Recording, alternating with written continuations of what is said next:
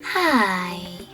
In front of me is WIKO U Pulse, and today I would like to show you how you can connect it to a printer.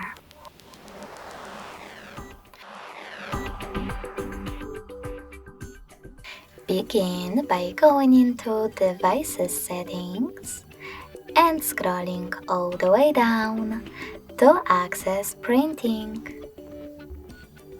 Now you can tap on Cloud Print and wait.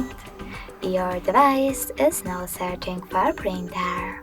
When it finds one, it will connect to it right away. If you prefer to use different print service though, remember to disable this one by tapping on green switcher at the top.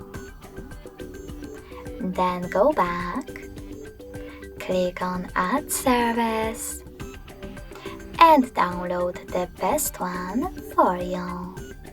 In my case, HP1. When your new service is ready, click on the back button twice.